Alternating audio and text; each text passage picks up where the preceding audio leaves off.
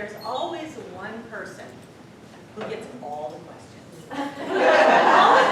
Nobody else did. Who takes up the phone late at night and find out that somebody's sick and covers that. And this is the woman.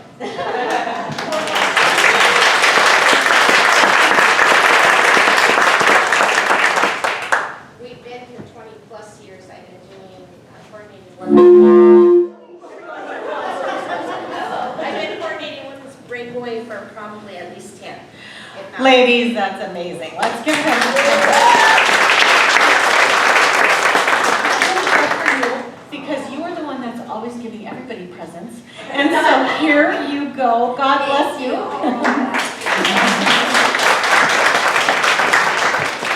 I have a love-hate relationship with new Bibles and last sessions.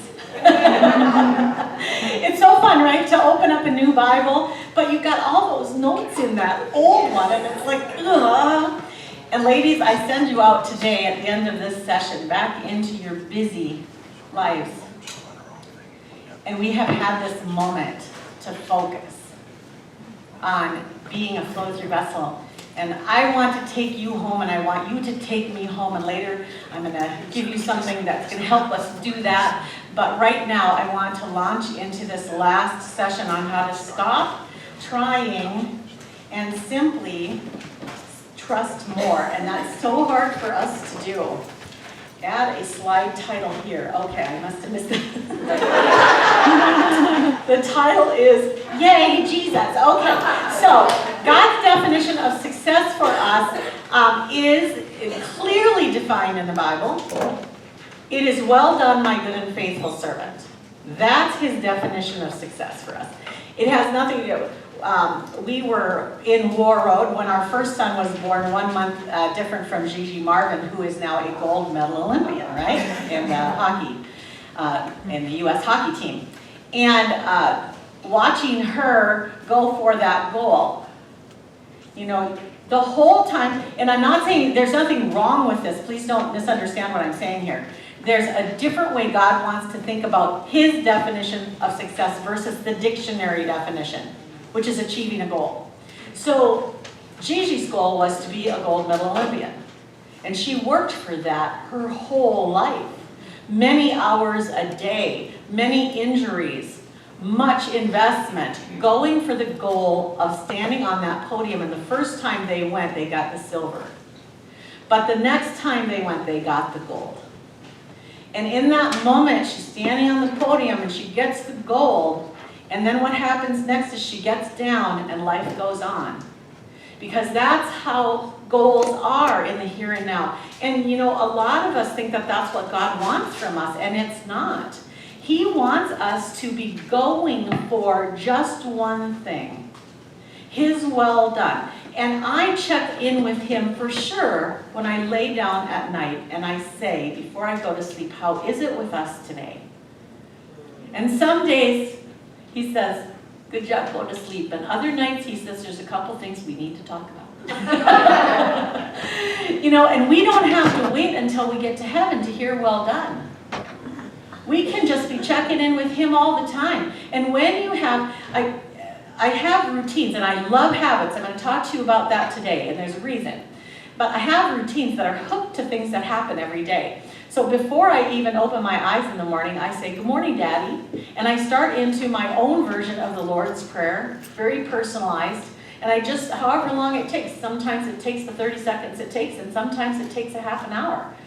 And then, as I'm getting dressed for the day in my physical clothes, I'm getting dressed in my spiritual armor, and I literally take up the shield of faith, and I do head and shoulders, knees and toes, because I need things simple. So I do the helmet, I do the breastplate, I do the belt, I do the shoes. I pick up my sword, and I know that I can pray all day, and I'm ready to go. But you know, as I was learning how to do that, sometimes it would take 2 hours to put on the armor. But I had been studying the armor for over a year. And one day God said in my spirit, he said, so when are you going to put it on? And I'm like, oh, we're supposed to put it on. Gosh, how about that?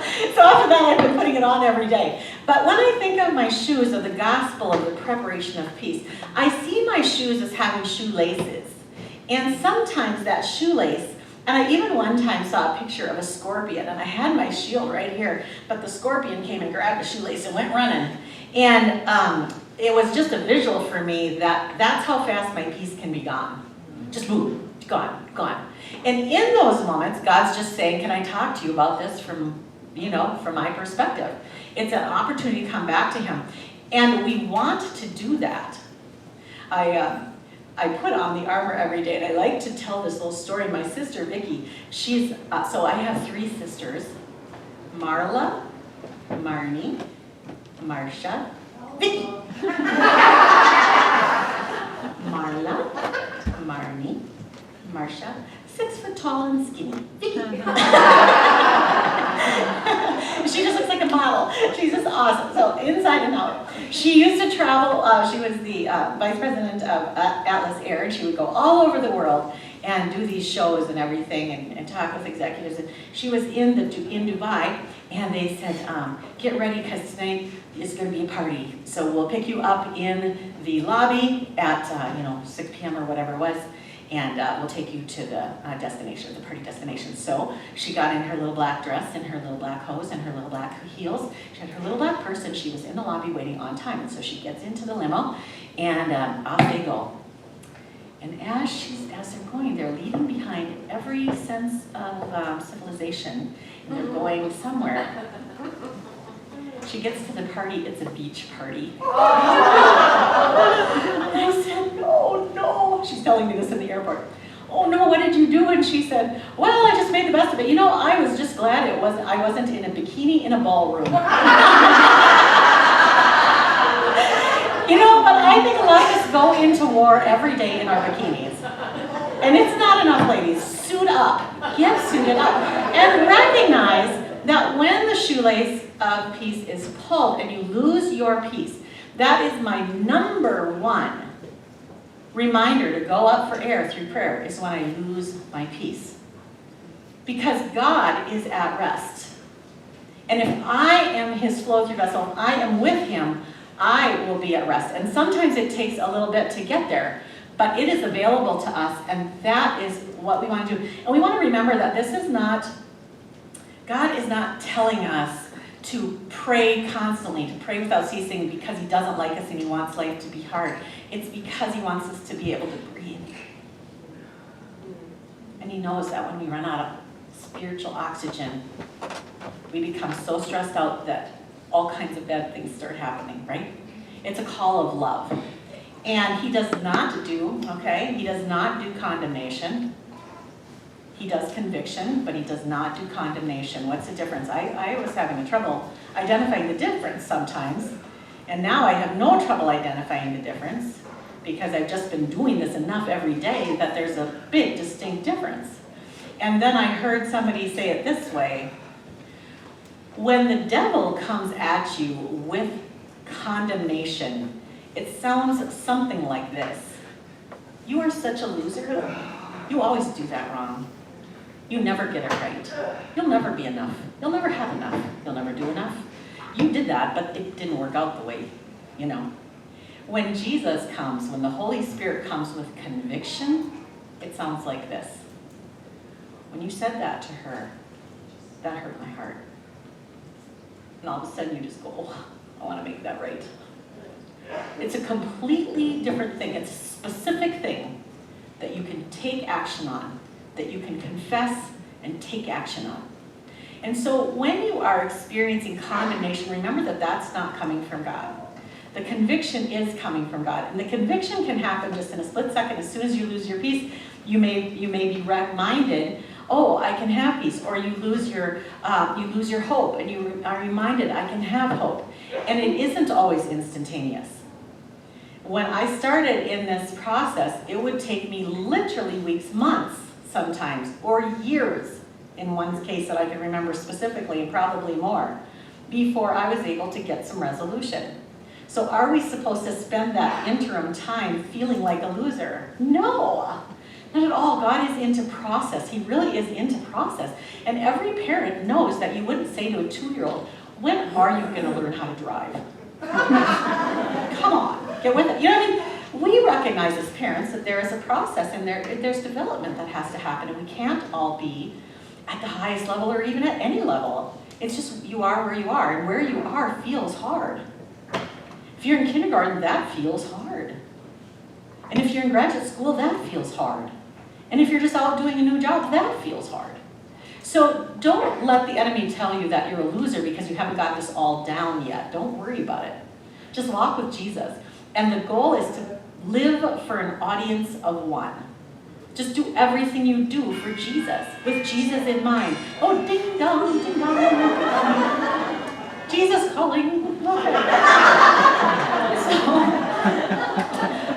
John 5:30, I love this verse, and I think there are so many verses in the New Testament that could be Jesus' lifestyle verse, but this is the one that I gravitate to because it's so foreign from how we naturally think. He says, I am able to do nothing on my own, only as I get instructions and I follow them with God.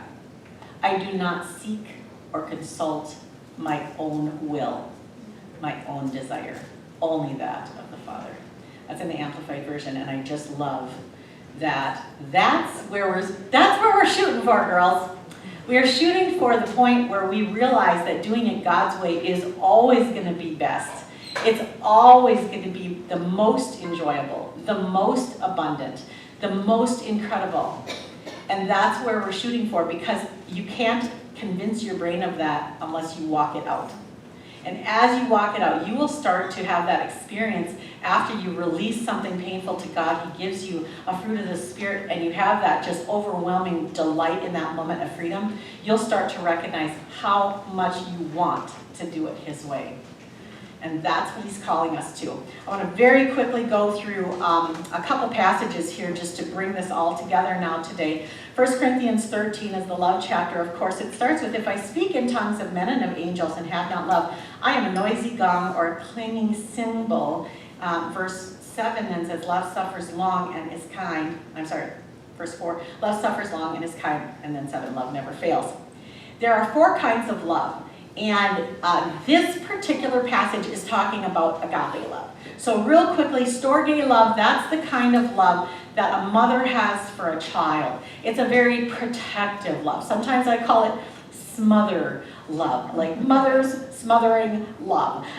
You just want to do everything for your child. You just want to do everything for your friend. And it's a very wonderful love when it is tempered with faith. Phileo love, that's of course brotherly love. This is the love that you come alongside people. You're not over the top like that. You're alongside, and you are willing to lay down your life. A mother also would be willing to lay down her life, but a brother would do it in a different way. Eros is then the romantic love that we have in marriage, and this one is very distorted. All of them actually can be very distorted in culture and in the world. But agape love is the kind of love that you can only have if you have God. It's God's love. And so as you think of these verses now, the second one says, if I speak in tongues of men and of angels and have not God's love, I'm a noisy cymbal or a noisy gong or a clanging cymbal. So no matter what kind of wonderful things you do, if you're not doing it with God's love, if you're doing it with one of the other kinds of love that you can produce, it doesn't amount to much. This one is really important to understand. If I have prophetic powers and understand all mysteries and all knowledge, and if I have all faith so that I can remove mountains, but have not love, I am nothing. If I have not God's love. So in other words, you can accomplish all kinds of amazing things and not even know God. But what you're going to know for sure is that isn't going to go with you into heaven. It doesn't have an eternal effect because you're just doing it in your own strength. The last one is, if I give away all I have and if I deliver up my body to be burned, but have not agape love, I gain nothing. So you could make the ultimate sacrifice of giving up your life. Or you could go and you could feed the poor with all of the money that comes from selling your home and everything you have. And if you're doing it in your own strength, it has the benefit of what it accomplished. It does. If you feed the poor, they're full. Thank you. That was good. And if you run out in front of a bus and push a child out of the way and you're killed, the child is alive. Fantastic. But it is not eternal. It's only as good as it is for the here and now. And when I understood that there was a way for me to live in such a way that I could take things with me into heaven, not just people who came to Christ, but even works that I had done, I was just astounded, and I couldn't really get my arms around it. And God just said, it's because I want you this way all your whole life. I want you so dependent on me that you, like Jesus in John 5:30, you can't do anything unless it's me flowing through you. This is my heart. This is what I want. Because God is the master designer. He created each of you so specifically, and He knows what you are made for. We're just guessing around without Him. But He knows what He made you for, and He's calling you to specific works. Back to our theme verse then, 1 Corinthians 3:13-14, the fire will test what sort of work each one has done. This is the fire that's there before you go into heaven. It's actually a little, I'm not going to go into the theology of it, but anyway, after death, there comes a point of fire. And if the work that anyone has built on the foundation survives, he will receive a reward. Let's go back now. For no one can lay a foundation for eternity other than that which is laid, which is Jesus Christ. Now, if anyone builds on the foundation with gold, silver, and precious stones, that's God flowing through us, or wood, hay, and straw, that's us doing it on our own, each one's work will become manifest, for the day will disclose it, because it will be revealed by fire. And the fire will test what sort of work each one has done. If the work that has been built on the foundation survives, or if he has work built on it, it will survive, he will receive a reward. If anyone's work is burned up, he will suffer that loss, but then he himself will be saved, because salvation isn't based on our works. Ever, not one of them. Not before we're saved, not after we're saved. Salvation is based on what Jesus did on the cross, but what we do with that afterwards results in us being able, the privilege for us being able to take some stuff with us into heaven, which is just so amazing. When we build on the foundation of Jesus Christ, our lives produce gold, silver, and precious stones that will be revealed by the fire that tests what sort of work each one of us have done. It's just incredible. It's little Johnny making a mess and Dad saying, I love you. Couldn't have done it without you. Let's go out for DQ. It's really what it is. It's this loving Father who just really wants relationship with us. Does he need... I remember being kind of a younger mom. My kids were younger, and I remember being kind of proud. Somehow I got proud about being a mom of my kids. And then I started feeling a little put upon, like people aren't being as respectful to me or as grateful to me for what I'm doing. I don't know how I got there, but I was there. And I remember the day that God just kind of, all of a sudden I just had this awareness, and it was like he was saying to me, so Marnie, what would happen if you died? Let's just take you out of the picture for a minute. What do you think would happen? Well, Dave is a talented, wonderful, good-looking guy who loves you, so he'd probably not have any trouble finding another wife who would then take over and raise the kids. I said, right. Privilege. It's a privilege for you to have this responsibility. Boy, did that change it, right? We get thinking that he owes us something because we do good, but really, literally, we really barely ever surpass 4-year-old behavior. He's God. It's pretty tough to do anything that's really too stellar. So if you think about being a flow-through vessel, even a creek coming down a mountainside is a flow-through vessel. It's all it takes to be a flow-through vessel is to be non-resistant conduits. Just to be a non-resistant conduit. And every powerful thing needs a non-resistant conduit. Energy, gasoline, everything needs. Even the air we breathe, it needs a non-resistant conduit to go through. When there's resistance, then it's painful, right? When there's too much, then you die. we need to remember that this glass is never actually only half full. It's always full. It's full of something. Right now it's half full of water and the other half is air. It's always full of something. And what he calls us to do is be so full of him that it's like we're drunk, right? You're just so full of him that that's all that's going to happen. If you're the person in here, or there's many of you, I'm sure, who don't hear, and I never hear God's voice like it's booming, God's voice. I never hear God's voice like that. It's coming through my own brain. And so I hear it in my own thoughts. It's like I hear you coming in and then my thoughts take what you're saying. So I'm hearing God in my own thoughts and it sounds like me. And so it's like people always say, how do I know if it's me or if it's God or if it's the devil, right?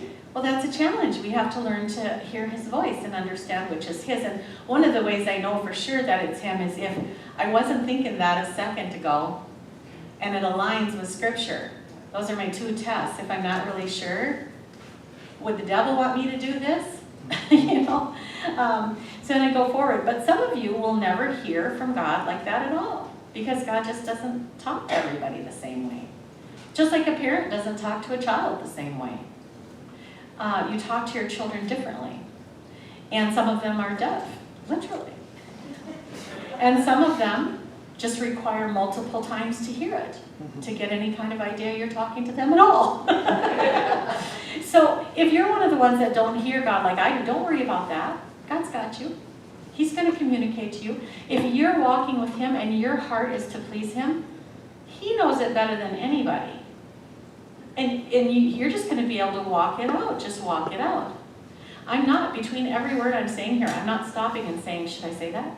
Should I say that? Should I say that? I'm just trusting that what's in my heart is what I'm supposed to share. That's life with Jesus. So don't worry about if you do it exactly like me. That's not what this is about. Just be a non-resistant conduit to what God wants to do through you. And you are so incredibly unique. 1 inch of your body, this 1 inch right here, can convict you of a crime in a court of law or acquit you. 1 inch of you. So imagine how unique you are all together. The adult body is made up of 50 to 100 trillion cells. You are amazing. And you are specifically designed for specific works that God prepared in advance for you to do. Never doubt that. And as you're doing, in this moment, I like to use the analogy of the bicycle, who was created, of course, to be a bicycle, built to be a bicycle. And the bicycle thinks he's pretty hot stuff. He just won a race. And he's thinking he's pretty cool until he sees a race car speed by. And then he's like, I'm so slow, I'm so slow. And the race cars that won the Grand Prix is feeling pretty awesome until he sees a jet plane go by. And he's like, man, I can only go on a track. I can't go as fast or as high or as far as him. And the jet plane thinks he's pretty spectacular until he sees a rocket ship go into outer space. And then the jet's like, oh man, I'm so nothing. And the rocket ship thinks it's really just everything until it sees a shooting star. If you compare yourself to anybody in any way, you're just going to live a life of disappointment the whole time. But if you will just keep saying, Jesus, what do you want me to do? Jesus, what do you want me to do? You are going to have a life of so much joy and fulfillment. Missionary who's now teaching a Bible study with gals. Where are you? Are you still here? There you are back there. The joy that you exuded when you were talking about what God is having you do right now, and you're just having so much fun leading this Bible study.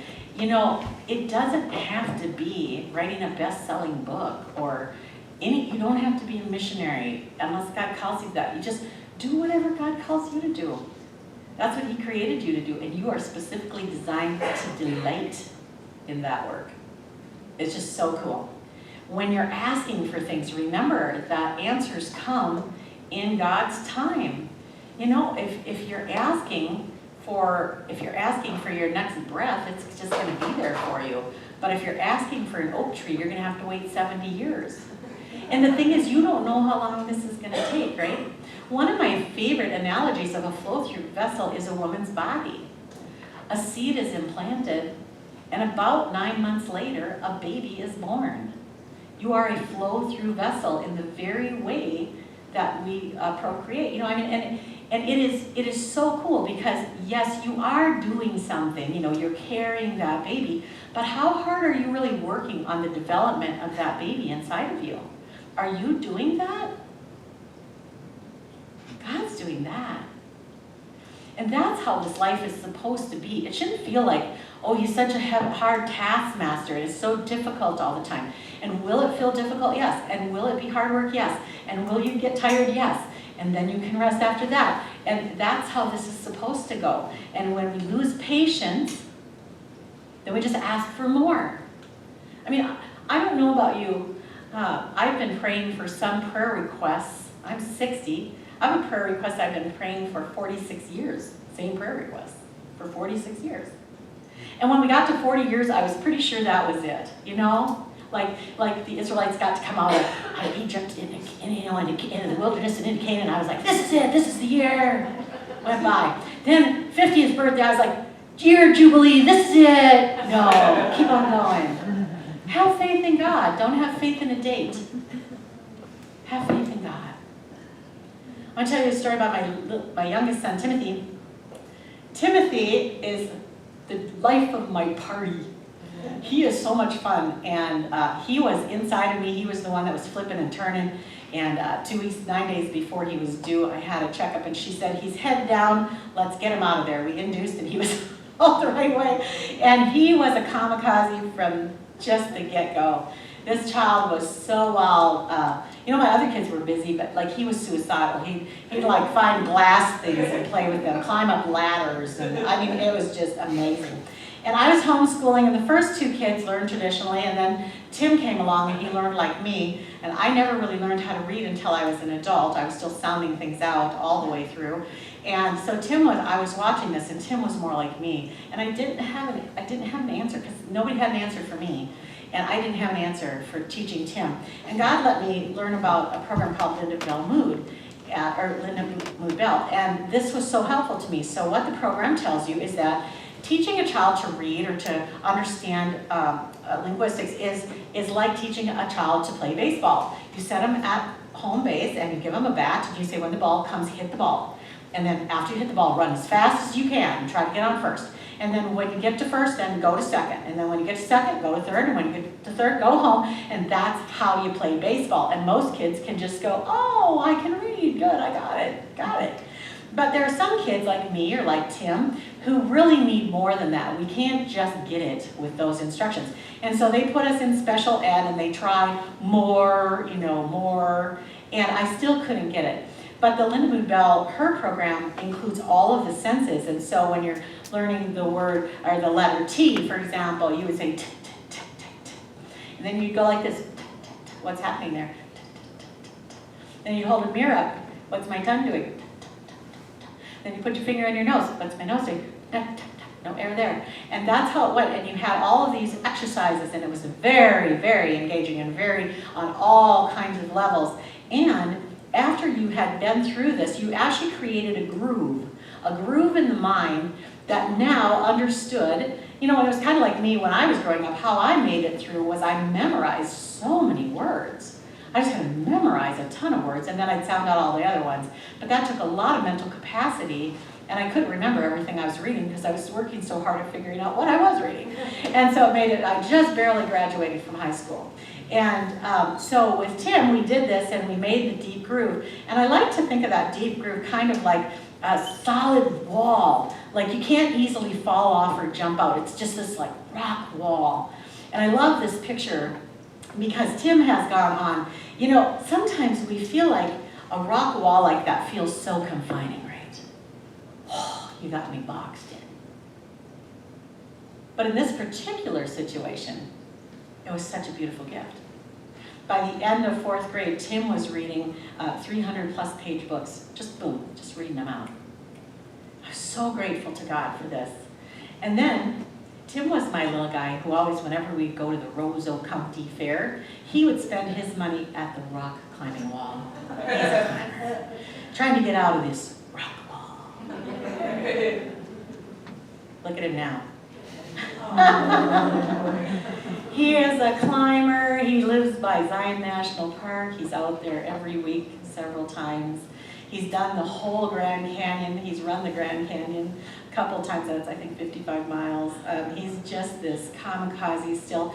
He went into the military to go into special forces, and he was doing great. And they whispered to him, "You're going to make it. We don't say that to everybody, but you're going to make it." And he got far enough down the road that things got very intense with the lack of sleep and the amount of pressure, and he started sleepwalking. And that's an immediate medical discharge from the military. So before he had gone in for 5 years, he had sold his car, given away his dog, given away everything he had. He did not have another plan. He just was Tim, and he came out with no plan. And God's taken him back to Zion National Park now, out to Hurricane, Utah, where he's using his psychology degree from Oak Hills to work in a home for troubled teens out there. God is so merciful. Tim has also done a lot of work with gaming, connecting a wired generation, and he had a lot of trouble with gaming himself, and he understands what happens. He has a beautiful presentation of how that works in the mind, and he's shared that many places. If you have an area in your life where you feel like no one's ever understood me, no one's ever been able to help me, I still feel really, really stuck, don't worry about it. God's got a plan for you. Just keep walking with him, and every time you feel your shoelace get untied in that area of life, just talk to him again about it. Recognize it, release it, receive peace or patience, whatever. Say thank you and go on, and he's going to help you. He's been helping you, right? And he's going to keep helping you. Habits are like spaghetti noodles. So if you take a whole 2-pound box of spaghetti noodles in my hand, am I going to be able to break them? No. Not at all. So what's the plan? How do I break spaghetti noodles? Smaller chunks, right? That's how God breaks our habits. He doesn't break them all at once. He can. It's called a miracle. And he has done miracles. I know people who have instantly, in 1 second, never had to smoke again, or never had a drink again, or never used drugs again. There are even women in Argentina during the revival over there who literally lost all of the weight in 1 moment. Their skirts dropped to the ground. I mean, God can do miracles, but does he usually do it that way? No. He usually has us walk it out. Why? Because we are independent souls, and he is leading us to dependence. And the best way to do it is using everyday opportunities. I like to just say when something's going weird in my life or I'm feeling frustrated, what are you doing here? What are you doing here?